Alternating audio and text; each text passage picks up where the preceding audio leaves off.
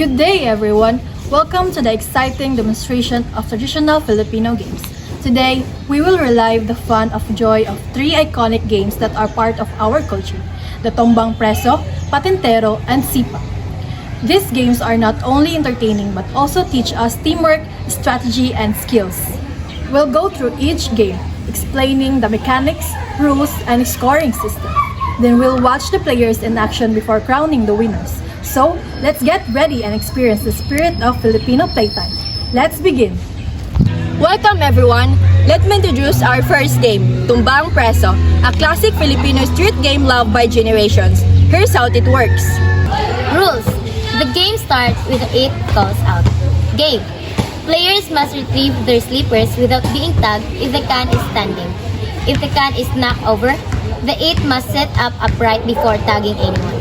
Here are the do's and don'ts of the game. First, do aim accurately when throwing. Second, do not step inside the throwing circle. Third, do not retrieve the slipper until the can is standing. Violations and penalty. Stepping out of bounds or throwing from outside the circle is not allowed. A tag player becomes the new it. Scoring system. The game continues until all players are tagged or the it fails to tag anyone for a long time. Points are awarded for successful hits and avoiding being tagged.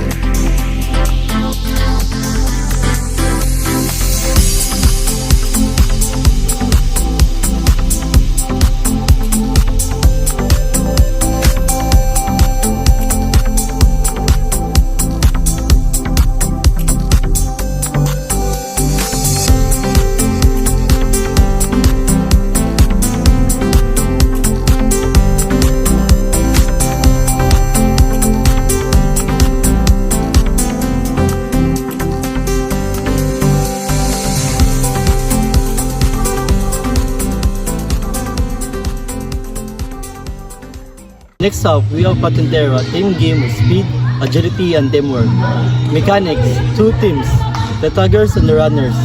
The taggers guard horizontal and vertical lines, while the runners try to cross and return without being tagged. A shock drawn grid marks in the play area. Rules. The game starts with a toss coin. To recite rules, runner must cross all line without being tagged. Taggers must keep their feet on their assigned line at all times. Do's and don'ts. Do strategize with your team to distract the taggers. Do not step outside the lines or tag with both hands. Do not argue with the referee's decision. Start. Violation and penalty. Stepping of the line as a tagger result and the point going to the runners. Runners who step out bounds are considered tagged. Scoring system. Points are given for successful line crossings. After a set time, roles switch. The team with the most points wins.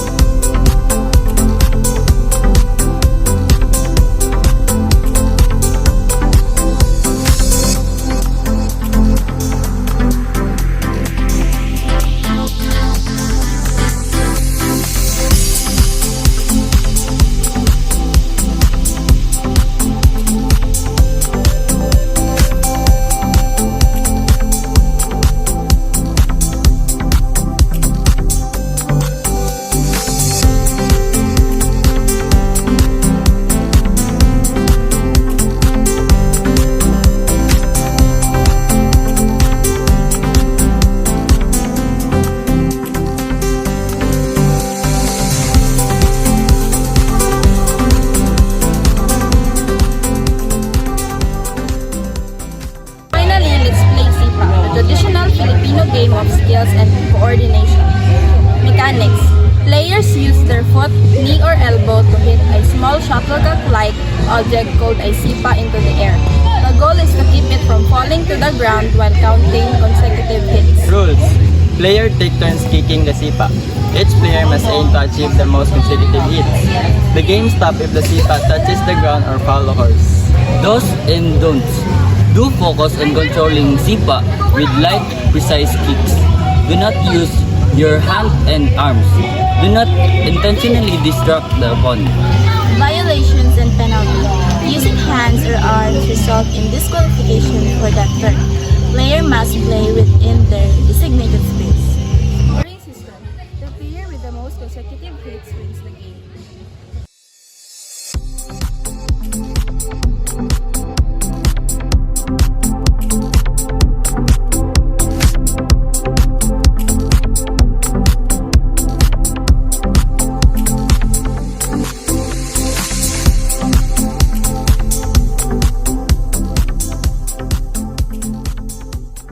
And that concludes our demonstration of these traditional Filipino games, the tumbang preso, patintero, and sipa. Thank you everyone for your energy, participation, and enthusiasm.